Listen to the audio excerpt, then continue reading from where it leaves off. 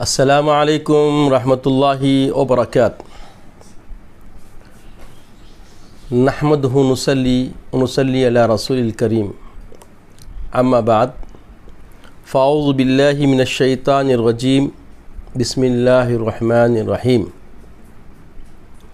فقد قال اللہ تبارک و تعالی فی شان حبیبی وعظمت النبی صلی اللہ تعالی علیہ وسلم، وعمر لجميع المؤمنين والمؤمنات تعظيما وتكريما، إن الله وملائكته يصلون على النبي يا أيها الذين آمنوا صلوا عليه وسلموا تسليما، اللهم صل على سيدنا محمد وعلى آله وصحبه أفضل صلواتك وعدد معلوماتک وبارک وسلم۔ تمام تعریف اس رب کائنات وحدہ لا شریک کے لیے سزاوار ہے جو ساری خلقت کا پالنہار ہے، جس کے دست قدرت میں کل جہاں کی بادشاہت ہے، جو چاہتا ہے کر گزرتا ہے، اس کے اختیار کو کوئی روک نہیں سکتا۔ وہ قدیم ہے، ابد الآباد سے ہے اور ہمیشہ ہمیشہ رہنے والا ہے۔ میں گواہی دیتا ہوں کہ نہیں ہے کوئی معبود برحق لائق عبادت سوائے اللہ جل مجدہ کے، اور میں یہ بھی گواہی دیتا ہوں کہ محمد عربی صلی اللہ تعالی علیہ وآلہ وسلم اللہ کے بندے اور خاص رسول ہیں۔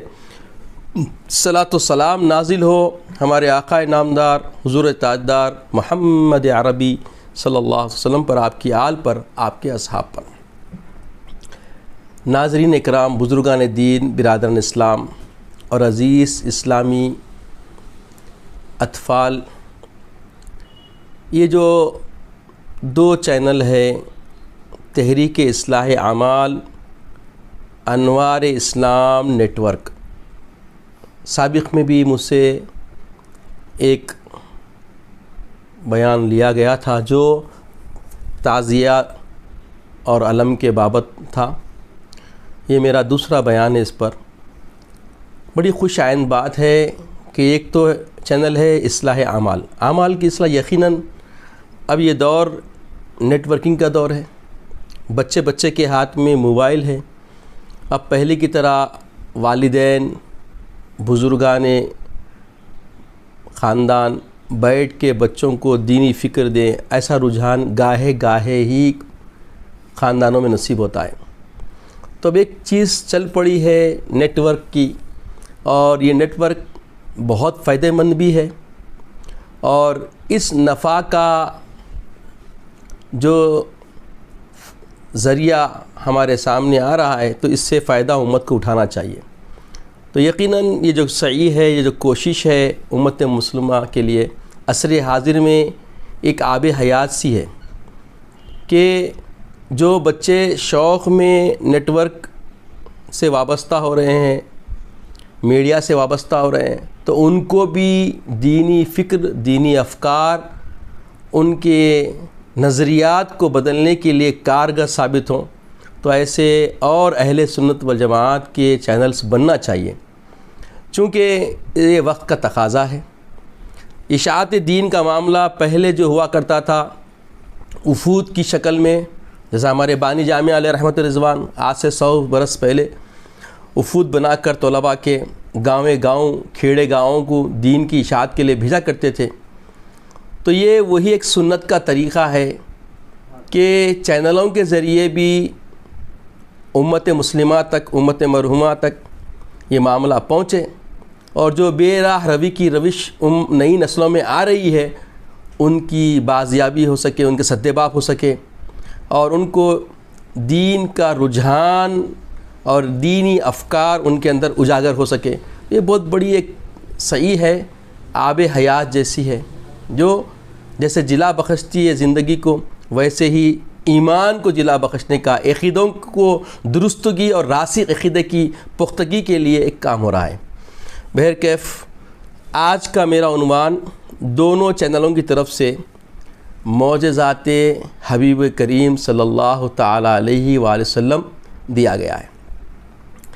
عزیزوں اور بزرگوں، ناظرین اکرام، یہ بات اظہر من الشمس ہے کہ میرے آقا سید عالم صلی اللہ تعالی علیہ وآلہ وسلم سراپا معجزہ ہیں، یہ مظہر خدا ہیں، اور آقا علیہ السلام کی کئی ادائیں معجزات سے بھری ہوئی ہیں، اور آقا علیہ السلام کی حیات طیبہ معجزہ کا ایک ایسا سرچشمہ ہے کہ جتنے سابقان انبیاء علیہم السلام کو معجزات دیے گئے، ان سے اعلیٰ تر اور ان سے افضل اور ان کے سارے معجزات کا مجموعہ میرے آقا علیہ السلام کو اللہ تعالیٰ نے بنا دیا کہ پیارے آقا علیہ السلام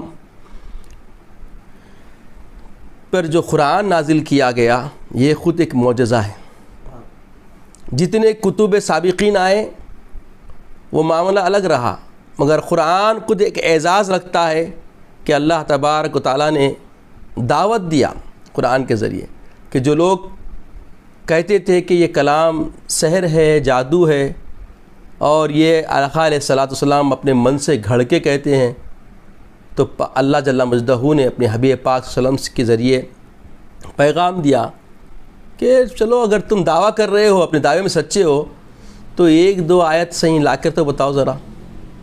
تو قرآن خود ایک کیا ہے؟ معجزہ ہے، جس کے ذریعے پیغام دیا گیا، جس کے ذریعے دعوت دی گئی، وہ بھی ایک معجزہ ہے۔ آج تک دنیا ایک مثال تو بہت دور کی بات ہے، آدھی آیت برابر بھی نقل کر کے پیش کرنے کی کسی میں ہمت نہیں ہے۔ تو قرآن بھی معجزہ ہے، میرے آقا جو پیغام لائے وہ بھی معجزہ ہے۔ اور آقا علیہ السلام جب دنیا فانی میں تشریف لائے تو معاملہ آپ سے پہلے آپ کے جیسا حسین و جمیل معجزات کے برکات کے ساتھ دنیا میں کوئی تولد نہیں ہوا تھا۔ میرے آقا علیہ السلام سارے عیوب سے مبرہ، خد خلقتا کما تشاؤ کے تحت آپ ایسے تولد ہوئے جیسے آپ چاہتے تھے۔ تو خدائے جل مجدہ نے پیارے آقا السلام کو مختون، سب کی ختنہ دنیا میں آئے بات ہوتی، میرے آقا صلی اللہ علیہ وسلم ختنہ کرائے ہوئے دنیا میں تشریف لائے، تو یہ خود ایک معجزہ ہے۔ اور پیارے آقا علیہ السلام جب دنیا میں تشریف لائے تو ساری دنیا کی تاریخ ہے یہ بات پہ کہ اس وقت ساری دنیا میں مرد بچے پیدا ہوئے، ایک بھی لڑکی نہیں ہوئی، چونکہ آقا علیہ السلام کو اللہ جل مجدہ نے سراپا رحمت بنا کر بھیجا۔ یہ بھی آقا علیہ السلام کا ایک معجزہ ہے کہ جب آپ تشریف لائے تو روئے زمین پر کوئی ایسا مفسد عمل رونما نہیں ہوا جو دنیا کا دستور بنا ہوا تھا اس وقت ایام جہالت کی وجہ سے۔ جاہل لوگ اپنے بچیوں کے پیدا ہونے پر زندہ درگو کرتے تھے، تو خالق کائنات ایسا کسی کو موقع ہی نہیں دیا کہ میرے آقا جب تشریف لائے تو آقا علیہ السلام سراپا رحمت بن کے آئے تو پوری دنیا میں امن کا پیغام ملا۔ اور آپ کو یہ بات معلوم ہونا چاہیے کہ آقا علیہ السلام کے معجزات بے انتہا ہیں، اور ہم عاجز ہے کہ اس کو محصور کر کے بیان کر سکیں، مگر کیونکہ ہماری نئی نسلوں کو معلوم ہونا معجزہ ہے کیا۔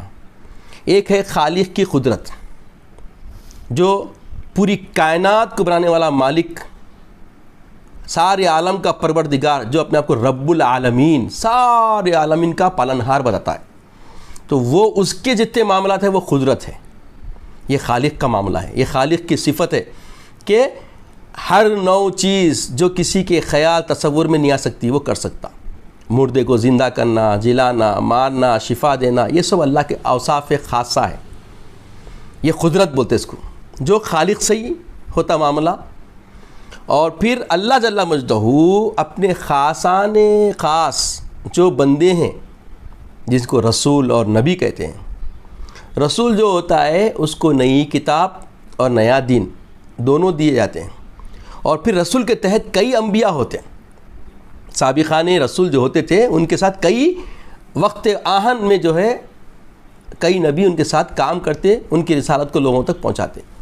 مگر میرے آقا کا یہ بھی ایک معجزہ ہے کہ رسول بھی آپ خاتم اور اکیلے، نبی بھی خاتم اور آپ اکیلے. پوری دنیا میں یہ آپ کا زندہ معجزہ ہے کہ آپ اکیلے پوری دنیا میں دین اسلام کو وہ سند حاصل کرنے لگوائی، دین اسلام کو وہ سند دلوائی کہ اللہ جل مجدہ آپ کی اشاعت اور آپ کی تبلیغ کے اس معجزے اور کارنامے سے ایسا مسرور ہوا کہ سند دے دی، ان الدین عند اللہ الاسلام. اللہ کے پاس اگر کوئی پسندیدہ دین ہے تو وہ دین اسلام ہے. اکملت لکم دینکم، سند دے دی کہ آج دین مکمل ہو گیا. حالانکہ سابقین انبیاء بھی بہت محنت کیے، ہزار سال بہت محنت کیے، مگر خدا کی مشیت اور خدا تعالیٰ کے یہ محبوب ہے اور آپ کو سارے انبیاء کا سردار بنا کر بھیجا گیا ہے. تو آپ کی سرداری کا معاملہ یہ رہا کہ آپ دین اسلام کی ایسی تبلیغ فرمائیں، ایسی اشاعت فرمائیں کہ شاعر کہتا ہے یہ کیا کم معجزہ ہے بعد میں قرآن اترا ہے. یہ کیا کم معجزہ ہے بعد میں قرآن اترا ہے، بنائی ہے فضا سرکار نے کردار سے پہلے. میرے آقا علیہ الصلوۃ والسلام نے انسان جو انسانیت بھول چکا تھا، عقل و دانش سے بالکل قردیت کی طرف جا چکا تھا، ان کا احیاء فرمایا. اخلاق، حسن رحم، اچھے کردار، عفو درگزری، خیر خواہی، بے کسوں کی دستگیری، بوڑھے اور ضعیفوں کی ہمدردی، یہ سب دنیا بھلا چکی تھی. مگر میرے آقا علیہ السلام جب تشریف لائے تو ایک دوسرے پہ جو خون کو حلال کرتے تھے ان کو حرمت کا احساس دلایا، اور ایک دوسرے کی بقا کی ایک تجدید والا، انسانیت کی تجدید والا معاملہ آقا علیہ السلام نے اپنے کردار سے، اپنے معاملات کے ذریعے، اپنی روزمرہ زندگی کے ذریعے لوگوں میں ایک جان ڈال دی. اور آقا علیہ الصلوۃ والسلام سے نہ صرف انسانیت فائدہ اٹھائی، چرند پرند درند کائنات کا ہر ذرہ میرے آقا سے فائدہ اٹھایا. عزیز اور بزرگوں، یہ اس وقت کی بات ہے جب صحابہ اکرام رضوان اللہ علیہم اجمعین میرے آقا صلی اللہ علیہ وسلم کی خدمت میں حاضر رہتے تھے.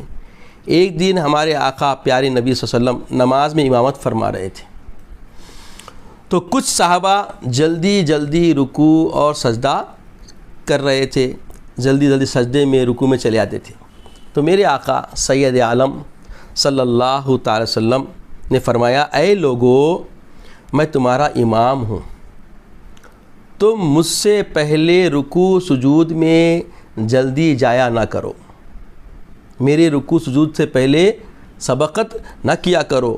میں تم کو آگے سے پیچھے سے دونوں جانب سے دیکھتا ہوں، جیسے میں آگے سے دیکھتا ہوں ایسے میں پیچھے سے بھی دیکھتا ہوں. اللہ تعالیٰ نے ہمارے پیارے آقا رحمت العالمین صلی اللہ علیہ وسلم کو اتنی طاقت دی ہے کہ ہمارے آقا سید عالم صلی اللہ علیہ وسلم آج بھی مدینے سے ہمیں دیکھ رہے ہیں. اسی لیے ہمیں اچھے اچھے کام کرنا چاہیے تاکہ ہمارے آقا سید عالم صلی اللہ علیہ وسلم ہمارے اچھے کاموں کو دیکھ کر خوش ہوں. آپ کا جو پیغام دین اسلام ہے، اس کے اندر سب سے پہلی بات جو تعلیم دی گئی ہے وہ اچھائی کی، خود کو پہلے سنوارنے کی تعلیم دی گئی. اس لیے آقا علیہ السلام نے جب سب کو اچھا کر دیا تو خالق بھی خطاب فرمایا، کنتو خیر امہ. یہ چینل کا مقصد بھی یہی ہے، کنتو خیر امہ، تم بہترین امت ہو. تو بہترین کا مطلب کردار میں، معاملات میں، دستگیری میں، خیر خواہی میں، ایک دوسرے کی غم خواری میں، ہر معاملے میں جس زاویے سے امت کو دیکھیں گے اس میں امت کھری اترے. یہ آقا کی تربیت ہے. یہ بھی ایک معجزہ ہے کہ آقا علیہ السلام نے ایسا معاملہ کیا کہ سابقان انبیاء دعوت ہزار سال دے کے بھی اپنی اپنی امت کی تطہیر کر کے خدا کی رضا کے پابند نہ کر سکے. یہ رب کی مشیت تھی، یہ رب جانے کیا معاملہ تھا. مگر ہمارے آقا علیہ السلام نے جب محنت کی، حبیب اللہ علیہ السلام نے حبیب کبریا کی مدد سے ایسا معاملہ ہوا کہ دنیا دیکھتی رہ گئی کہ جتنے ادیان ہزاروں سال محنت کر کے بھی اتنی پرواہ نہیں چڑھے.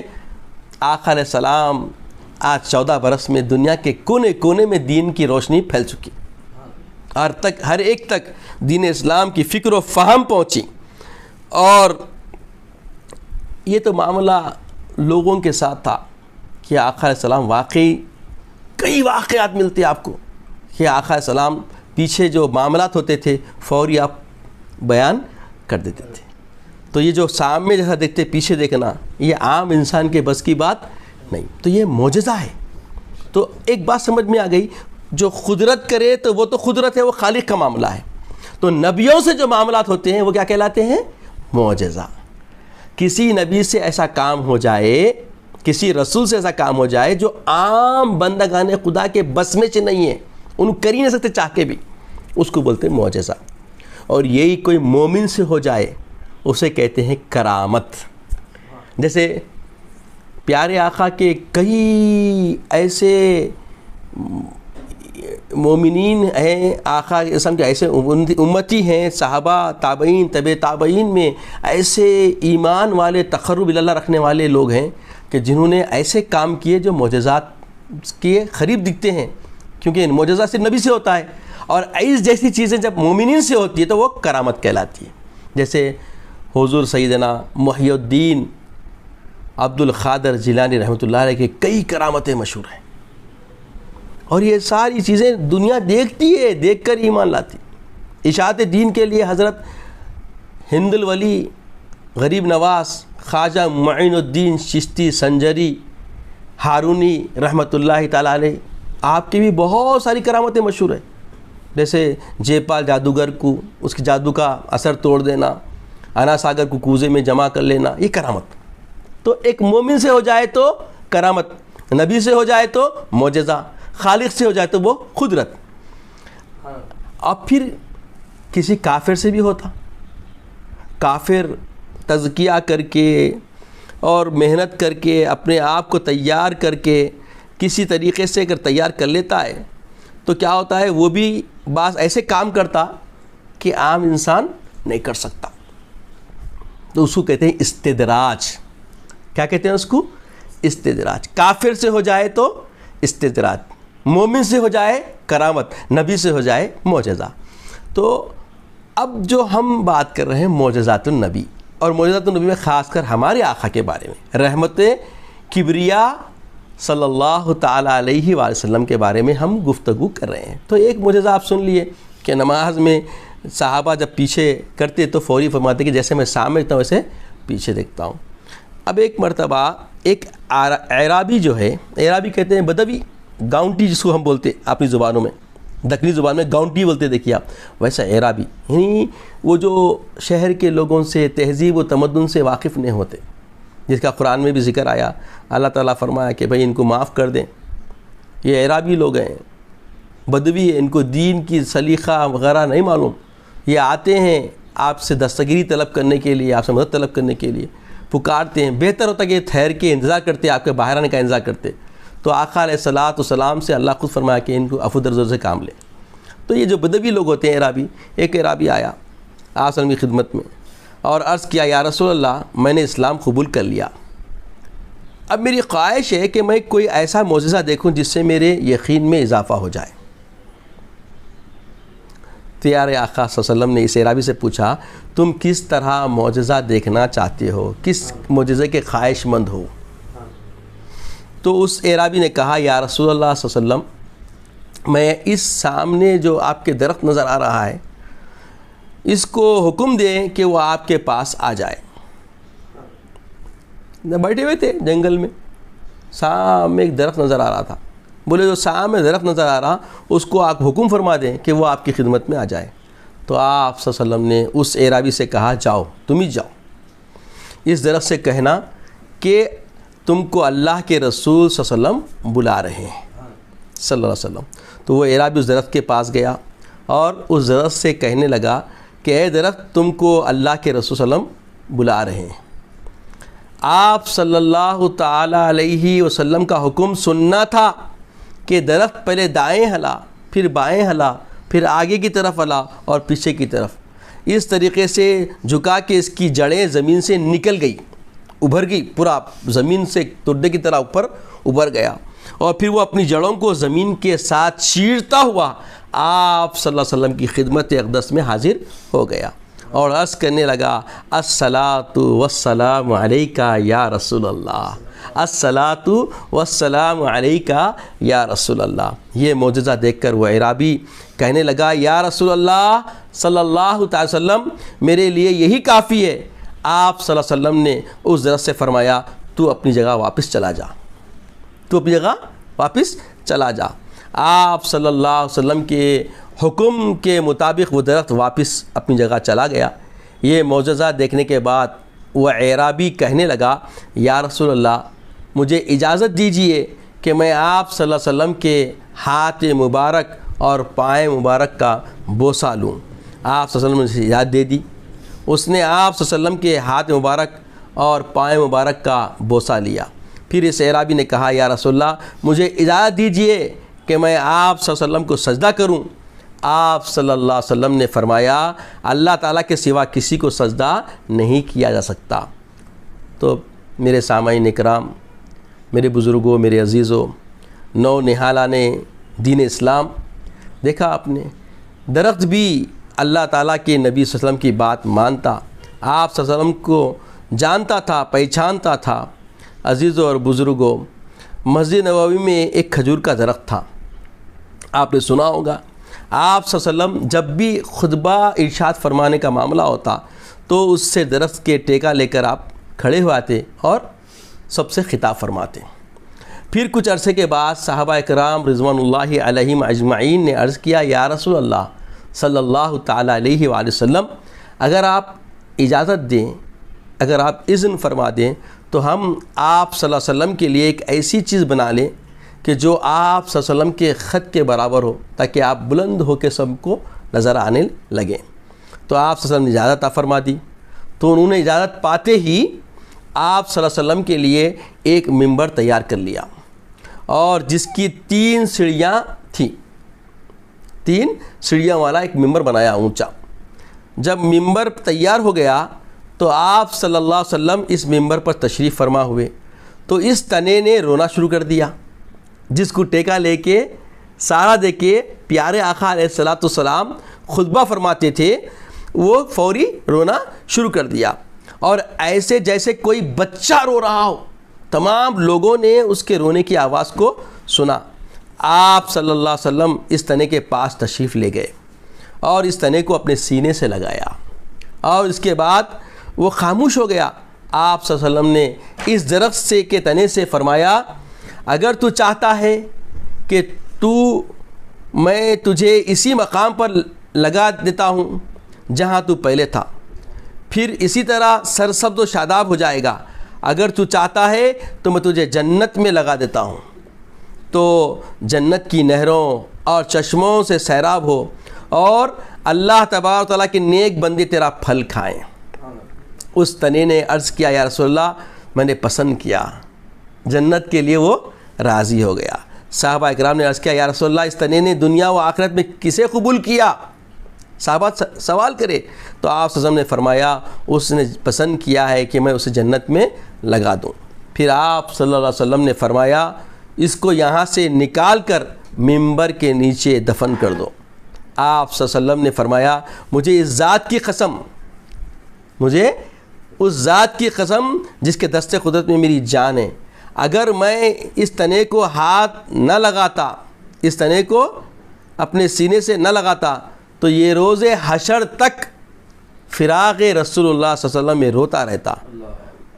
عزیزوں اور بزرگوں، یہ آقا علیہ السلام کی شفقتیں تھیں، یہ آقا علیہ السلام کا معجزہ تھا کہ درخت کے رونے کا کیفیت دیکھیے، پھر اس درخت پہ آقا علیہ السلام کی شفقت دیکھیے کہ کس طریقے سے آقا علیہ السلام نے اس کے ساتھ معاملہ فرمایا۔ یہ آقا علیہ السلام کے معجزات ہیں، اور یہ معجزات دینے کا مقصد ہی یہ رہتا تھا اللہ تعالیٰ مجدہ امت کی تطہیر کے لیے، امت کو خالق کی خالقیت سے آشنائی کروانے کے لیے، اور خالق نے آپ کے ساتھ کیسے دستگیری فرمائی کہ خالق کی عطا سے آپ کا معاملہ عام لوگوں جیسا نہیں، یہ معاملہ بہت بڑا ہو گیا، تاکہ معلوم ہونا بندگان خدا کو کہ رحمت عالم کبریا علیہ الصلاۃ والسلام کا معاملہ ساری دنیا میں خالی مخلوق خدا میں ایک منکسر ہے، بالکل جدا گانا ہے۔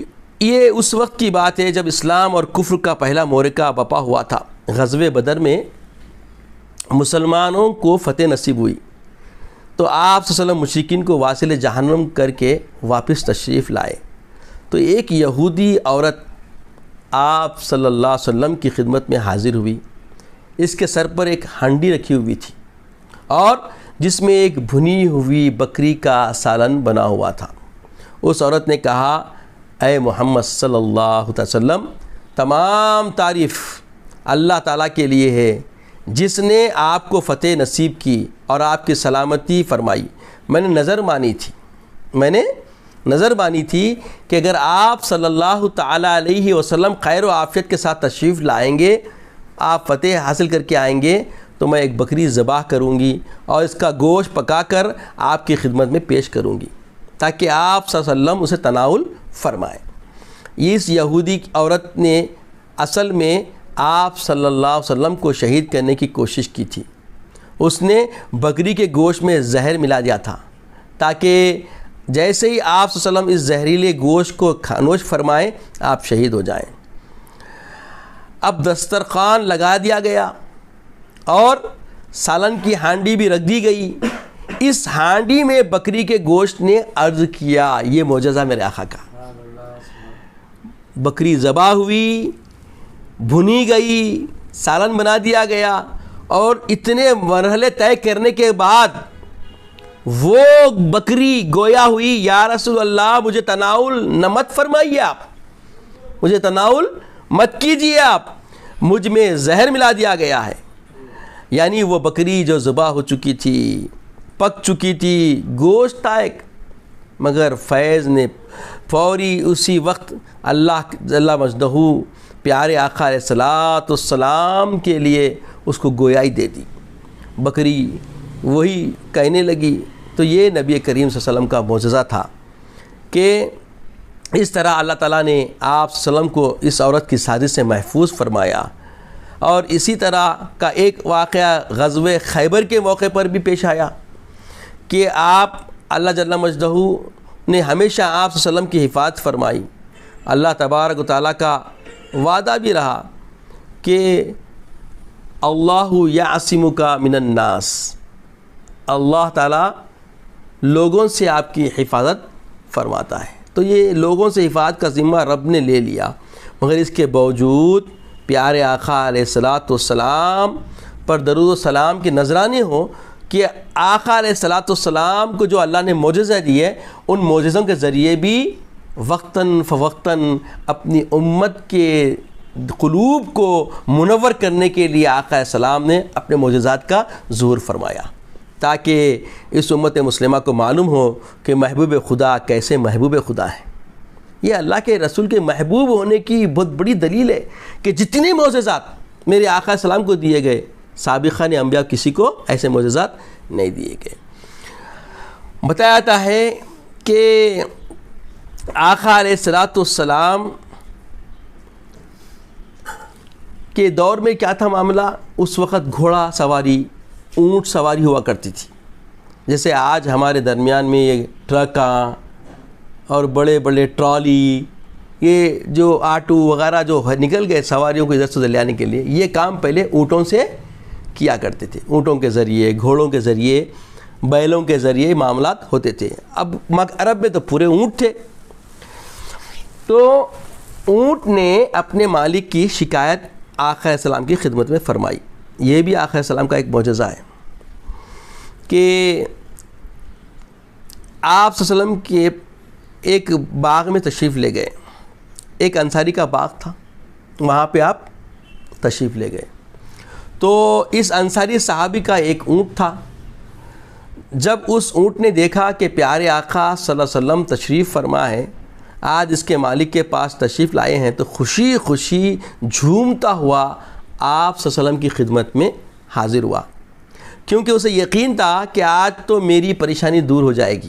دیکھیے، جانوروں کو بھی آقا علیہ السلام سے فیض ملنے کی امید و آس لگی ہوئی تھی، اللہ تعالیٰ شعور بخشا تھا کہ ایک اونٹ جانور ہے، اور مگر سمجھ گیا کہ آج میرا جو مرحلہ برسوں سے چلا رہا ہے میرے آقا صلی اللہ علیہ وسلم حل فرما دیں گے. تو آپ صلی اللہ علیہ وسلم کی مدد فرما دیں گے. یہ یقین کے ساتھ اس نے آپ صلی اللہ علیہ وسلم کی خدمت میں پہنچ کر اونٹ رونے لگا. اونٹ گیریا وزاری کر کے رونے لگا. اس کی آنکھوں سے سب دیکھ رہے تھے، صحابہ آنسو گر رہے تھے. اور اس اونٹ نے آپ صلی اللہ علیہ وسلم سے اپنے مالک کی شکایت کی، یا رسول اللہ صلی اللہ علیہ وسلم، میرا مالک مجھے چارہ کم دیتا ہے اور کام خوب دبا کے مجھ سے لیتا ہے.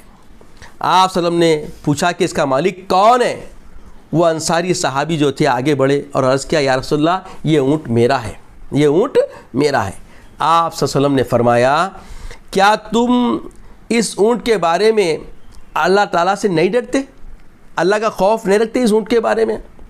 آقا علیہ السلام نے فرمایا، تو اس مالک نے تم کو اس اونٹ کا مالک بنایا، تو اس مالک کا تمہیں ڈر نہیں ہے؟ یہ اونٹ میرے پاس شکایت کر رہا ہے کہ تم اس کو کھانا کم دیتے ہو اور کام اس سے بہت زیادہ لیتے ہو. تو یہ کہنا تھا کہ آقا علیہ السلام کے سامنے انہوں نے وعدہ کر لیا. پھر آقا صلی اللہ علیہ وسلم نے فرمایا، معلوم قیامت کے دن اللہ تعالیٰ اس کے بارے میں تم سے پوچھے گا. تو ناظرین اکرام، بزرگوں اور پیارے اسلامی فرزندان، آپ سمجھ گئے کہ پیارے آقا علیہ السلام کو اونٹ بھی پہچانتا تھا اور اونٹ بھی آپ سے دستگیری حاصل کرتا تھا، مدد طلب کرتا تھا، سوال کرتا تھا مدد کا. تو یہ آقا کا معجزہ ہے، کہ ایسا معجزہ ہے کہ یہ دیکھ کے لوگ کئی ایمان لے آیا آقا صلی اللہ علیہ وسلم کہ داد رسی فرمانا کوئی معمولی بات نہیں ہے. اور یافور بول کے ایک گدھا تھا. یہ معاملہ کیا ہے کہ جب آقا علیہ السلام خیبر یہود کا جو مرکز بن چکا تھا، اس کی سرکوبی کا تہیہ فرمائے کہ خیبر کے اندر بہت یہودی جمع ہو گئے تھے. یہودی پیغمبر اسلام اور مسلمانوں کو ستانے کے لیے وہاں کیا کرتے تھے، خیبر میں رہ کے سازشیں چلتے تھے بڑی بڑی. تو روزانہ ہی کوئی نہ کوئی خبر ان کی شرنگیزی کی، ان کی شرارت کی آقا علیہ السلام کی بارگاہ میں آ رہی تھی کہ خیبر کے یہودی ایسا کیے، خیبر کے یہودی ویسا کیے. تو یہ بہت زیادہ ہو گیا تھا. تو اس فتنے کو ختم کیا جائے، آقا علیہ السلام نے طے فرما لیا اور شریر یہودیوں کو سزا دینے کا آپ نے تہیہ فرما لیا. بس پھر کیا تھا کہ کچھ ہی دنوں میں خیبر کی وادی نعرے تکبیر اور نعرے رسالت سے گونج اٹھی اور وہاں کے مسلمانوں نے خیبر کو فتح کر لیا. جب مسلمانوں نے خیبر فتح کر لیا تو اس وقت ایک گدھا آپ صلی اللہ علیہ وسلم کی خدمت میں حاضر ہوا. آپ نے اس گدھے سے پوچھا، تیرا نام کیا ہے؟ اس نے اپنا نام بتایا. پھر اس نے عرض کیا، یا رسول اللہ صلی اللہ علیہ وسلم، اللہ تعالیٰ نے ہماری نسل میں 60 گدھے پیدا کیے. کتنے؟ 60 گدھے پیدا کیے، اور ان تمام پر انبیاء اکرام رضوان اللہ علیہم السلام، انبیاء علیہم السلام نے سواری کی. مجھے امید ہے کہ آپ صلی اللہ علیہ وسلم بھی مجھ پر سواری فرمائیں گے. آپ صلی اللہ علیہ وسلم کے پاس آنے سے پہلے میرا مالک ایک یہودی تھا. میں اسے اپنے اوپر سوار نہیں کرتا تھا. جیسے ہی وہ مجھ پر سوار ہوتا میں اسے گرا دیا کرتا تھا. جیسے ہی وہ مجھ پر سوار ہونے آتا، بیٹھنے آتا، میں اسے جان بوجھ کر گرا دیتا تھا. اس وجہ سے وہ یہودی مجھے اکثر بھوکا رکھتا، مجھے مارتا اور بہت مجھے تکلیف دیتا. میں نے اس کو اپنے اوپر سوار نہیں کرنے دیا. حضور صلی اللہ علیہ وسلم نے اس کا نام یافور رکھا. اس گدھے کا نام کیا رکھا؟ یافور رکھا. جب آپ صلی اللہ علیہ وسلم کسی کو یاد فرماتے تو اس گدھے کو اس شخص کے دروازے پر بھیجتے. یافور اس شخص کے دروازے پر جاتا، اپنے سر سے دروازے پر دستک دیتا، اپنے سر سے اس دروازے پر دستک دیتا. جب وہ شخص دروازے سے پر دیکھتا کہ یافور سر سے اشارے کہتا کہ حضور صلی اللہ علیہ وسلم یاد فرما رہے ہیں، تو لوگ بھی سمجھ جاتے تھے آپ صلی اللہ علیہ وسلم کی خدمت میں حاضر ہوا دیتے. جب ہمارے پیارے نبی صلی اللہ علیہ وسلم اس دنیا سے پردہ فرما گئے تو یافور ایک سوکھے کنویں کی طرف گیا اور اس کنویں میں چھلانگ لگا دیا، اور آپ صلی اللہ علیہ وسلم کی جدائی کے غم اور فراق میں اس نے خود کو اپنے آپ کو اس کنویں میں ڈال دیا اور وہ فوت ہو گیا۔ تو یہ جو گدھا جو بات کیا، گدھا جو عرض کیا اور گدھا جو خدمت کیا، یہ سب آقا علیہ السلام کا ایک زندہ معجزہ تھا کہ گدھا بھی پہچانا، پھر اس کی نسل سے بھی وہ اس نے واقف کروایا، اور آقا علیہ السلام نے اس کا نام یافور رکھا۔ یہ تاریخ ہے، اس کو کوئی بلا نہیں سکتا، اس کو کوئی میڑ بھی نہیں سکتا۔ اور سارے لوگوں نے دیکھا کہ وہ یافور کتنا فرما بردار تھا، جس کو آقا علیہ السلام یاد کرتے اس کے دروازے پر جاتا، سر سے دستک دیتا، وہ شخص باہر نکلتا، منڈی سے اشارہ کرتا، آقا بلا رہے ہیں، پیچھے پیچھے صحابی آ جاتے۔ عزیز اور بزرگوں، یہ جو ہم ربیع الاول مناتے ہیں یہ مستحب عمل ہے، یہ صحابہ کی سنت ہے۔ اب نئی سو لوگ سوال کرتے ہیں، ہر زمانے میں عادات و اطوار اور اس وقت کے مروجہ جو رسوم معاملات متغیر ہوتے ہیں۔ اب لوگ اس سے واقف نہیں رہ کے ناواقفیت سے اپنے من میں جو آیا بولتے ہیں۔ اب اس دور میں جو بہت غلو کر کے جو حالات خراب کیے جا رہے ہیں، غیر مذہبوں کی جو چھبی بنائی جا رہی ہے، تقلید کی جا رہی ہے، یہ بدعت ضلالہ ہے، اس سے اجتناب کرنا چاہیے۔ سرے راہ نکلنا، راستے سے لوگوں کو گزرنے کے لیے تکلیفیں پیدا کر دینا، یہ ربیع الاول کا تقاضا نہیں۔ میرا ویسے موضوع میرا معجزات نبی صلی اللہ علیہ وسلم پر ہے، مگر اشارتاً یہ بات کر رہا ہوں کیونکہ یہ جو میں سمجھتا ہوں یہ جو دونوں چینل ہے، تحریک اصلاح اعمال اور انوار اسلام نیٹ ورک جو ہے، یہ لوگ ربیع الاول کے موقع پر ہی اس کو شاید اشاعت کریں گے، نشر کریں گے۔ تو یہ نشر جس وقت ہو رہا ہے تو یہ بھی پیغام آپ کے بیچ رہے کہ یہ جو معراج النبی صلی اللہ علیہ وسلم، میرے آقا صلی اللہ علیہ وسلم کی ولادت جو مناتے ہیں ہم ربیع الاول، یہ بھی ایک معجزہ ہے، کوئی معمولی بات نہیں ہے۔ میرے آقا صلی اللہ علیہ وسلم بتایا نا، عرض کیا شروع میں آقا صلی اللہ علیہ وسلم جب تشریف لائے تو مقنع آپ ختنہ کیے ہوئے تولد ہوئے، اور جب آپ تولد ہوئے تو پورے روئے زمین پر کسی کا قتل نہیں ہوا، سب نرینہ اولاد پیدا ہوئی۔ تو یہ خود ایک معجزہ، ہاں میرے آقا کا زندہ معجزہ۔ تو ربیع الاول کا منانا بھی کیا ہے، یہ مستحسن عمل ہے، اور بڑے جوش و خروش سے ربیع الاول منانا بھی چاہیے۔ یقیناً یہ ربیع الاول جو ہے یہ بہت بڑی خوشی کی بات ہے۔ ایک جنگل میں ایک ہرنی رہتی تھی، میرے آقا صلی اللہ علیہ وسلم، دیکھیں میں آپ کو زیادہ تر میں اس لیے اس میں ایک شغف بھی ہو اور یہ حقیقی تاریخ ہماری نسلوں کو معلوم ہو، اسی لیے میں زیادہ تر انسان کے طرف بھی لاؤں گا۔ انسان خود تقاضا کر کے معجزات دیکھا، دیکھیں صحابی درخت کو بلا بولے، سمجھے بے جان درخت کیا کام کرتا، عقل مان نہیں سکتی، مگر نبی کا یہ معجزہ ہے کہ آپ اپنی خدمت میں بلا لیے، وہ آیا، آپ کے تعظیم بھی کیا، اکرام بھی کیا، پھر حکم سے واپس چلا گیا۔ پھر اونٹ کا معاملہ دیکھیں، گدھے کا معاملہ دیکھیں، اب دیکھیں ایک ہرن کا معاملہ۔ ایک جنگل میں ایک ہرن رہتا تھا اور اس کے 2 چھوٹے چھوٹے بچے تھے جو اس کے ساتھ رہتے تھے۔ اور ایک بات ہے کہ ماں جانوروں کی ہو انسانوں کی ہو، کوئی ماں کا معاملہ بالکل الگ ہوتا۔ معمولی مرغی بھی ہوتی ہے تو چوزوں کی حفاظت کرتی، اس کے لیے ہر چند جو ہے نا اپنی پوری کوشش اور سعی کرتی کہ اپنے بچے محفوظ ہوں۔ تو ہرن بھی جو ہے اپنے 2 بچوں کے ساتھ رہا کرتی تھی۔ ہرن ایک بچے اپنے بچوں کے خیال رکھتی تھی اور دودھ پلاتی، ان کے ساتھ کھیلتی کرتی، ان کی نشو و نما کرتی۔ ابھی کافی چھوٹے تھے بچے، ایک دم بہت بالکل ابھی نوزائید پیدا بچے تھے، اور لیکن یہ بچے ابھی کافی چھوٹے ہونے کی وجہ سے وہ دور جنگل پہ جاتی بھی نہیں تھی، اتفاق سے جنگل میں نکل گئے، کیونکہ جنگل جو ہوتا ہے اس میں شیر کا ڈر، چیتے کا ڈر، اور ہرن نوالا، پھر ہرن کے بچے اور بھی نرم نوالا جانوروں کے لیے، شیرخوار جو ایسے درندے جو صفت جانور ہوتے ہیں، شیر ہے، چیتا ہے، یہ جانوروں کو کھا کے زندہ رہنے والے جانور، تو ان سب کی حفاظت کی خاطر وہ ان کے پیچھے پیچھے رہتی تھی۔ تو ایک دن کیا ہو گیا، یہ ہرنی بہت دور نکل گئی، اور اتنی دور نکل گئی کہ ایک شکاری ان کو، ہرنی کو پکڑ لیا اور اسے پکڑ کے باندھ دیا۔ اور اب تو ہرنی بڑی پریشان ہوئی، اس کو فکر تھی کس کی، اپنے نوزائید جو بچے تھے جو چھوٹے، اس کی فکر تھی ہرنی کو، اور بڑی پریشان ہوئی، سوچ کر اسے رونا آ رہا تھا اس کے بعد اس کے بچوں کا کیا ہوگا؟ ابھی تو وہ اتنے چھوٹے چھوٹے ہیں کہ ابھی گھاس کھانے کے قابل بھی نہیں ہوئے۔ بہرحال اس کا اپنا غم تھا، اس کا اپنا درد تھا۔ روایت میں آتا ہے کہ ہرنی بہت پریشان ہو رہی تھی کہ یہ اس سے دور کیسا ہو، کون اس کی مدد کرے گا، وہ سوچ سوچ کر پریشان تھی۔ اچانک اس کو ہمارے آقا سید عالم محمد رسول اللہ صلی اللہ علیہ وسلم نظر آ گئے۔ اس جنگل میں سے آپ کا گزر ہو رہا تھا، جنگل میں سے گزر ہو رہا تھا، آقا صلی اللہ علیہ وسلم جیسے نظر آ گئے، ہمارے آقا نبی صلی اللہ علیہ وسلم کو وہاں سے گزرتا ہوا دیکھ کر ہرنی کو یقین تھا کہ اب اس کی مشکل دور ہو جائے گی۔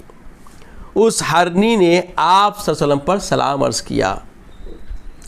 اس کے بعد کیا، یا رسول اللہ میری مدد فرمائیے، میری امددنی یا رسول اللہ، یا رسول اللہ میری مدد فرمائیے، میرے 2 چھوٹے چھوٹے بچے ہیں، اس جنگل میں آپ صلی اللہ علیہ وسلم مجھے کھول دیں، میں وعدہ کرتی ہوں کہ میں جا کر اس کو دودھ پلا کر بچوں کو واپس آ جاؤں گی۔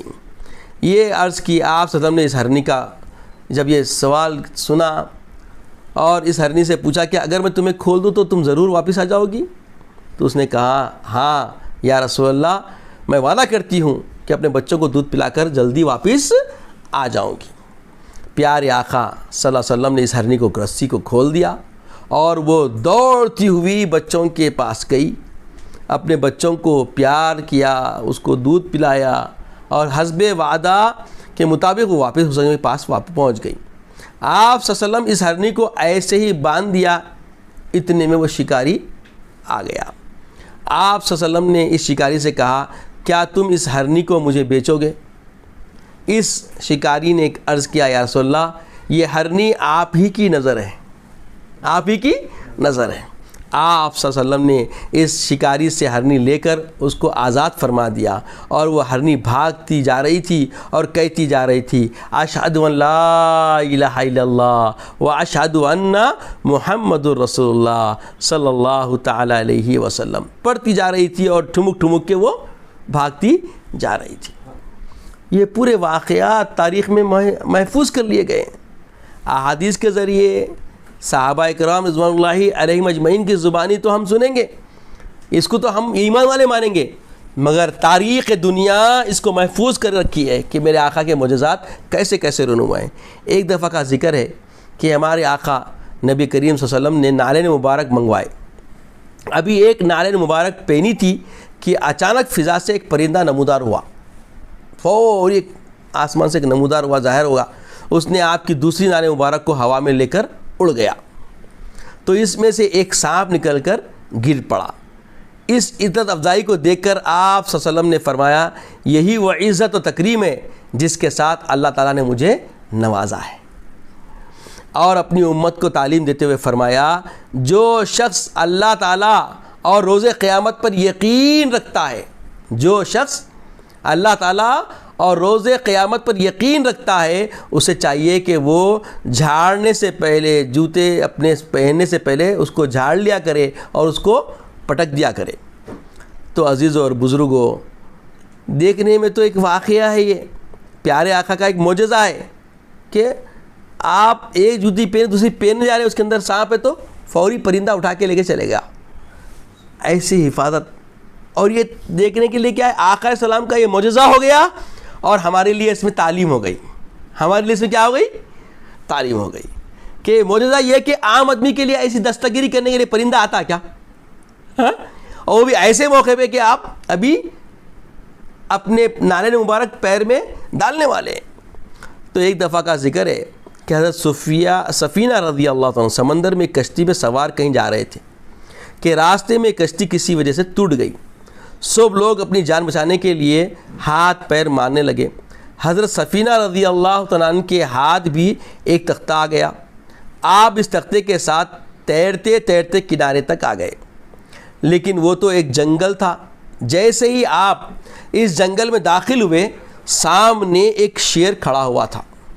حضرت سفینہ رضی اللہ عنہ نے جب شیر کو دیکھا تو شیر سے کہا اے جنگل کے بادشاہ، میں حضور صلی اللہ علیہ وسلم کا خادم ہوں، میرا نام سفینہ ہے۔ شیر نے جب یہ سنا کہ یہ حضور صلی اللہ علیہ وسلم کے خادم ہیں تو دم ہلاتا ہوا آپ کے برابر میں آ کر کھڑا ہو گیا۔ حضرت سفینہ رضی اللہ عنہ فرماتے ہیں کہ پھر وہ میرے ساتھ چلتا رہا اور اس نے میری آبادی کی طرف رہنمائی کی، پھر جنگل کی طرف واپس چلا گیا۔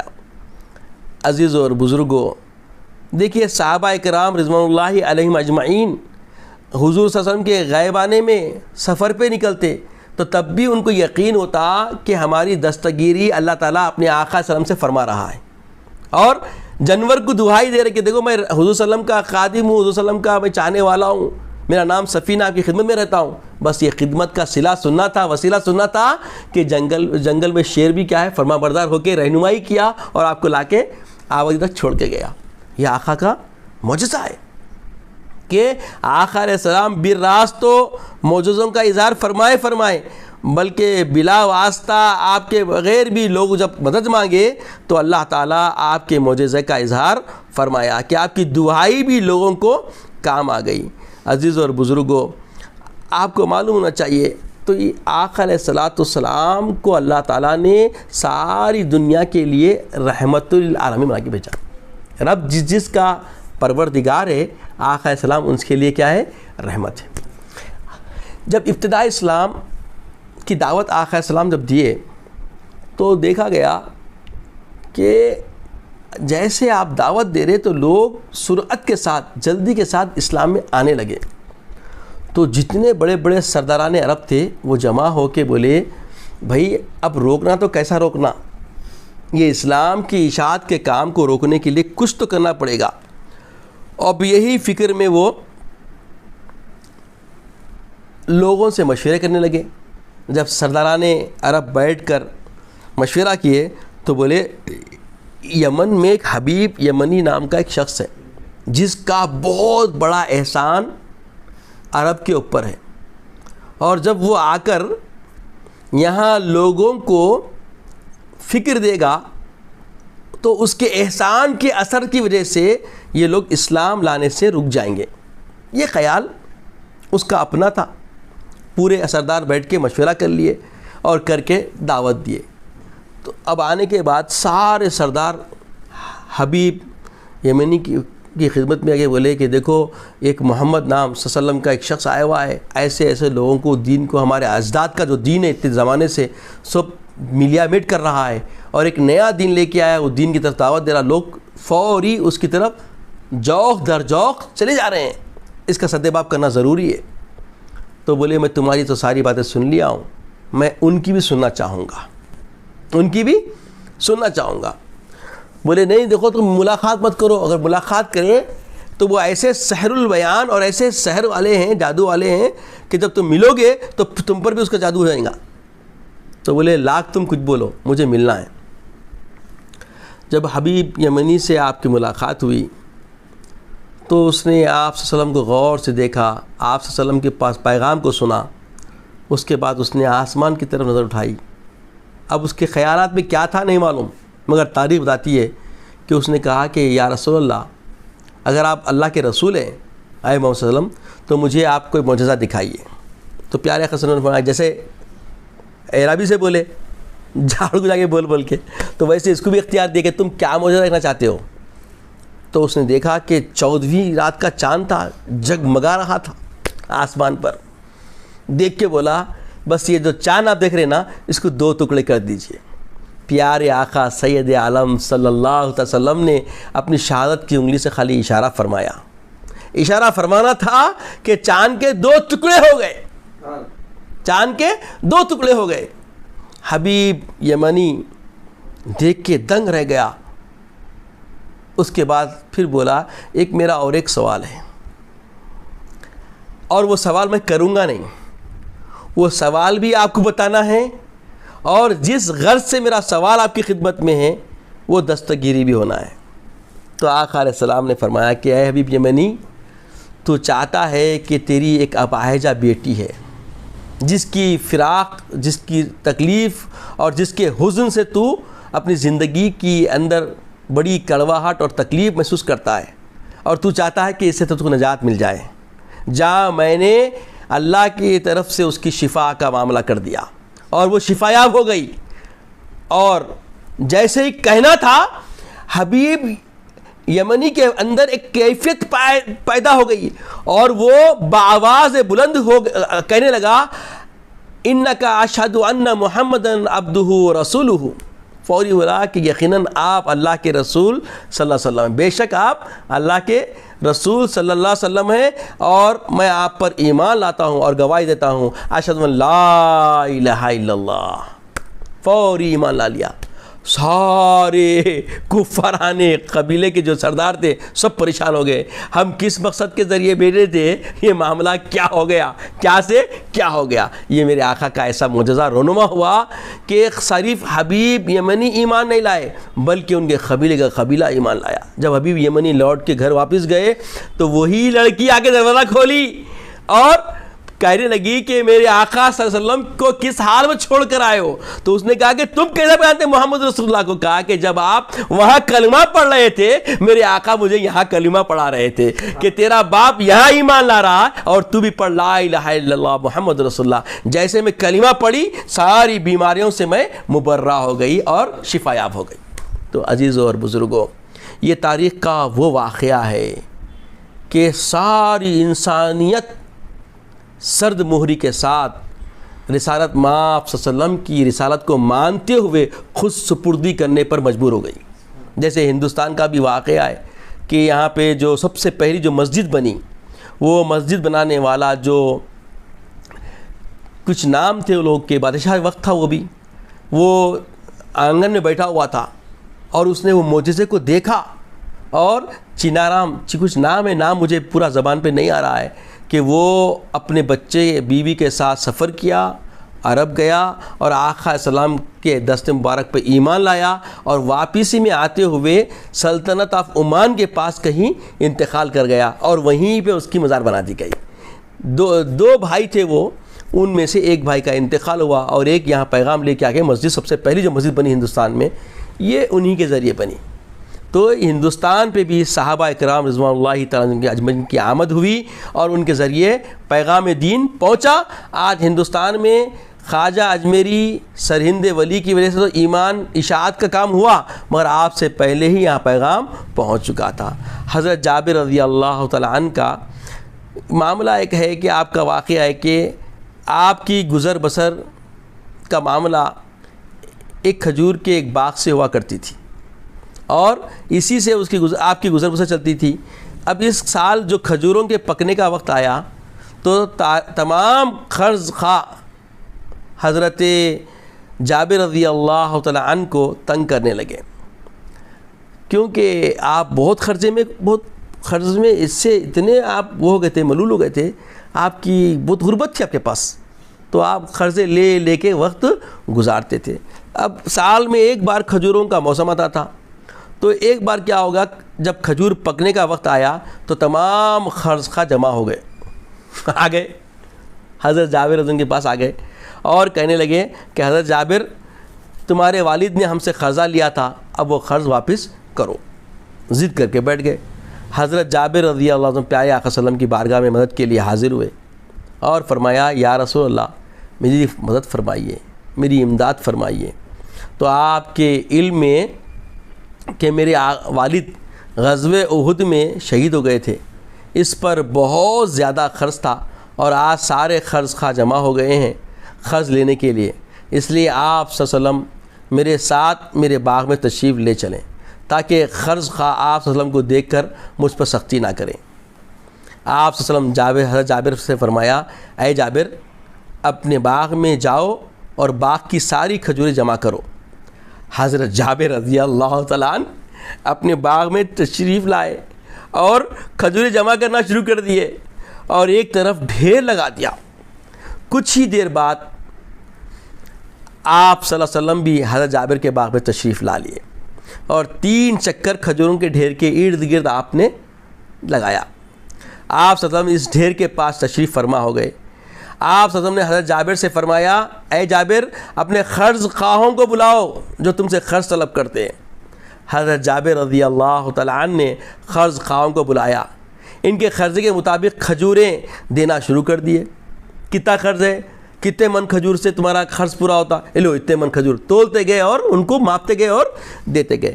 حضرت جابر رضی اللہ عنہ کی خواہش تھی کہ بس آج سارا خرچ کسی طرح ادا ہو جائے، اور خواہ وہ اپنے گھر اپنی بہنوں کے لیے ایک کھجور بھی نہ لے جا سکے پرواہ نہیں، مگر قرض سے نجات مل جائے، یہ ان کی اپنی خواہش تھی۔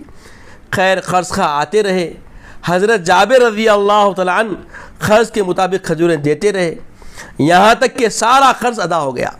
لیکن جب انہوں نے کھجور کے ڈھیر پر نگاہ دیکھی تو کھجوروں کا ڈھیر جیسے تھا ویسا ہی کا ویسا جمع ہے، اور قرضداروں کو قرض بھی پورا ادا ہو گیا۔ اور یہ معجزہ سارے عرب کے لوگوں نے دیکھا۔ ایسے ہی ایک موقع پہ جنگ کا معاملہ تھا، پانی پینے کا سب کے پاس ختم ہو گیا، ایک صحابی کے پاس ایک مشکزے میں پانی رہ گیا، اور سارا جو لشکر ہے پورا پیاسا پانی سے، سب کا پینے کا پانی ختم ہو گیا، ایک صحابی کے پاس مشکزے میں کچھ پانی تھا۔ بولے کیا بات ہے؟ بولے یا رسول اللہ پانی نہیں ہے پینے کے لیے، اب سب کو پانی کی بہت شدید ضرورت ہے اور سب پیاسے ہیں۔ تو میرے آقا صلی اللہ علیہ وسلم نے فرمایا کہ کس کے نے پانی لے کے آؤ، ایک برتن بڑا برتن رکھے، بولے پورا پانی اس میں ڈال دو۔ میرے آقا صلی اللہ علیہ وسلم اپنی انگلی انگوشت مبارک اس کے اندر رکھ دیا، فرمایا کہ سب اپنے اپنے مشکزے بھر لو۔ سارے لشکر کے جتنے لوگ تھے سب نے مشکزے بھر لیے اور اپنے اپنے جانوروں کو سیراب کر لیے، خود بھی پی لیے، اور اس کے بعد جب آپ انگوشت مبارک نکالے جتنا پانی مشکزے میں تھا اتنا پانی باقی کا باقی رہ گیا۔ یہ آقا صلی اللہ علیہ وسلم کا معجزات ہے کہ یہ تاریخ ہے، یہ اس کا کوئی انکار کر بھی نہیں سکتا۔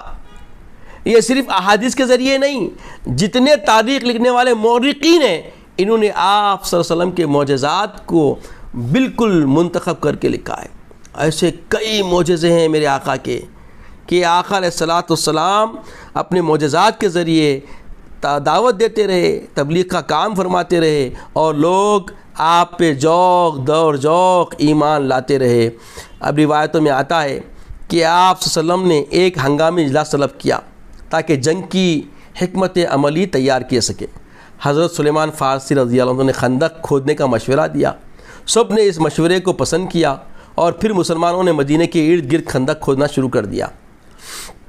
اور جب یہ خندق کا معاملہ طے پایا تو صحابہ اکرام خندقیں کھود رہے تھے، اور خود رسول صلی اللہ علیہ وسلم بھی خندق کی کھدائی میں حصہ لے رہے تھے۔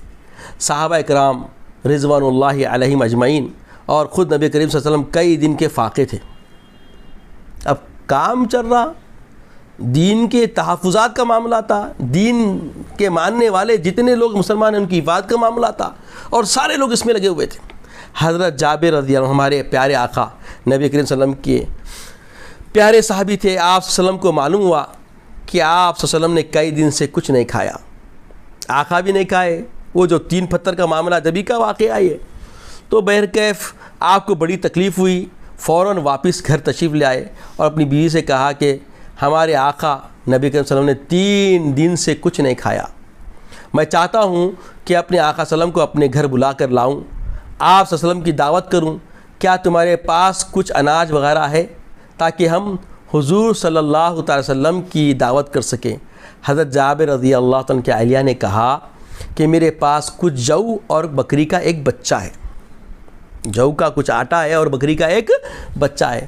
سیدنا جابر رضی اللہ عنہ نے کہا کہ ہم یہ بکری کا بچہ ذبح کر کے سالن بنا لیتے ہیں، اور تم جو پیس کر آٹا بنا لو اور پھر آٹے کی روٹیاں بنا لینا۔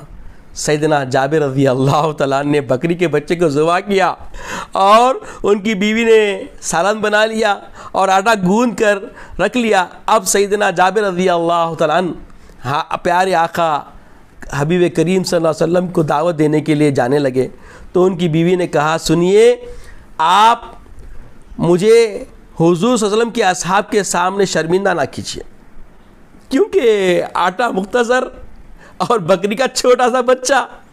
اب یہ خورد و نوش کا معاملہ، وہ رسول صلی اللہ علیہ وسلم جب تشریف لاتے تو ساتھ میں صحابہ کا وفد ہوتا تھا، تو وہ ایک گھبراہٹ سے عرض کر دی کہ دیکھیے صحابہ کے سامنے مجھے شرمندہ نہ مت کریے۔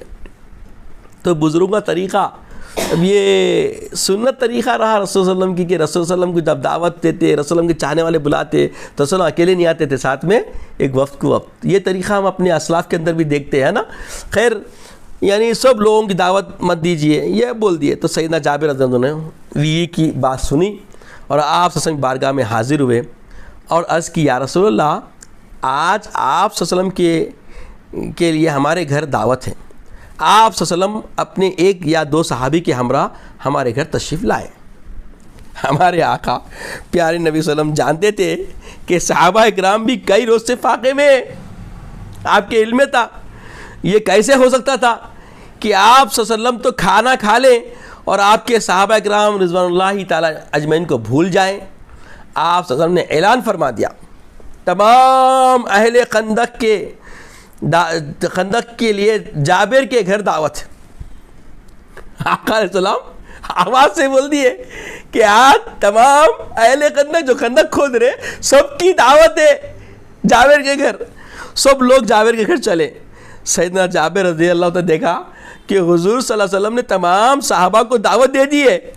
آپ واپس گھر تشریف لائے اور اپنی بیوی سے کہا حضور صلی اللہ علیہ وسلم تمام مہاجرین و انصار کے ہمراہ تشریف لا رہے ہیں، کھانا کم ہے اور لوگ بہت زیادہ ہیں، آج تو بہت ندامت ہوگی، آج بہت بڑی ندامت. یقیناً جو صاحب دعوت ہوتا ہے، جو دعوت دینے والا ہوتا ہے، اس پہ کیا گزرتی ہے جب لوگ طاقت سے زیادہ آ جائیں. تو یہ سب دعوت کرنے والے جانتے ہیں، میزبان جانتے ہیں، جو میزبانی کرے ہیں ان کو پتہ چلتا کہ نفسی طور پر کیسے معاملات ہوتا. جابر رضی اللہ تعالیٰ عنہ کے اندر دم میں دم نہیں ہے، بہت پریشان ہو گئے کہ بھئی آقا پوروں کی دعوت بول دی ہے. سیدنا جابر کی بیوی نے جب حضرت جابر سے پوچھا آپ نے وسلم کو کھانے کے بارے میں بتا دیا تھا؟ حضرت جابر نے کہا ہاں میں نے بتا دیا تھا. حضرت جابر کی بیوی کہنے لگی اللہ تعالیٰ اس کا رسول بہتر جانتے. اب چھوڑ دو، اب دعوت تم رسول اللہ کو، رسول اللہ کے ساتھ 2 صحابہ 3 صحابہ بولے، اب اللہ کے رسول خود جب لا رہے ہیں تو یہ ان کے معاملہ ہے، ان کے حوالے انہوں جانے. اب ہماری عزت بھی ان کے ہاتھ ہے. آپ صلی اللہ علیہ وسلم کے سامنے رکھ دیا. آپ صلی اللہ علیہ وسلم کے سامنے وہ آپ پورے معاملے طے ہونے کے بعد جب آپ صلی اللہ علیہ وسلم گھر تشریف لائے تو سیدنا جابر کی اہلیہ نے گندا ہوا آٹا آپ صلی اللہ علیہ وسلم کی خدمت میں پیش کر دیا.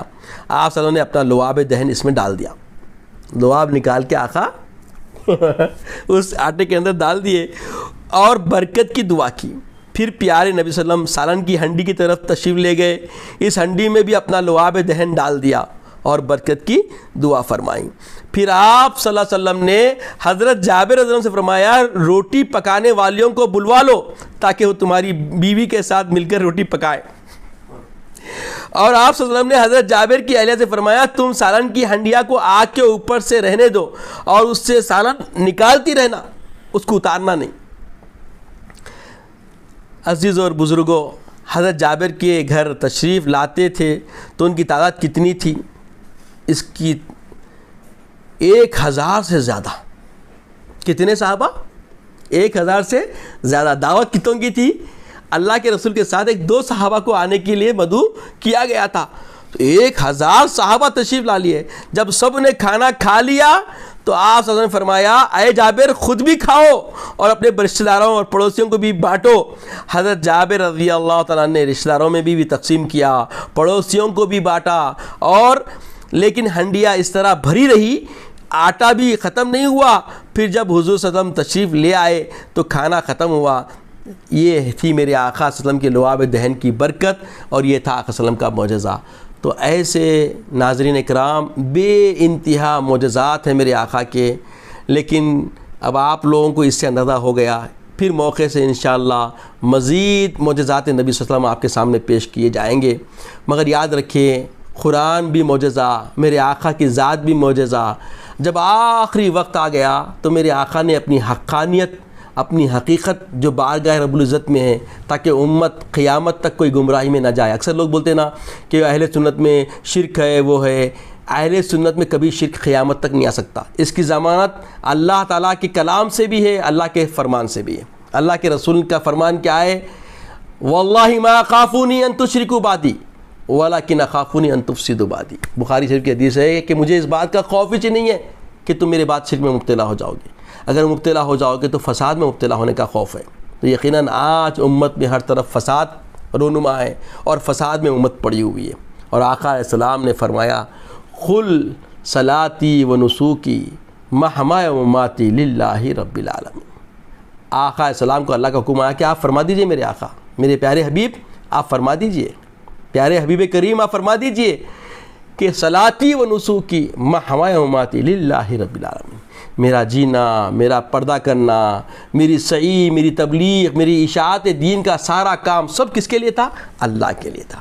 اسی لیے اب اللہ عام بندوں کے بارے میں فرماتے آقا صلی اللہ علیہ وسلم من کان للہ کان اللہ لہ، جو اللہ کا ہوتا اللہ اس کا ہوتا. یہ عام امتی کے لیے اللہ کے رسول کا پیغام ہے. یہ تو سراپا اللہ کے ہی تھے.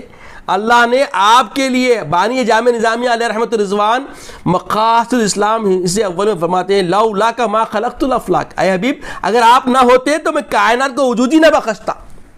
یہ ساری کائنات کو وجود اس لیے بخشا کہ آپ کی شان کا اظہار کیا جائے، آپ کی شان و شوکت کو نمایاں کیا جائے.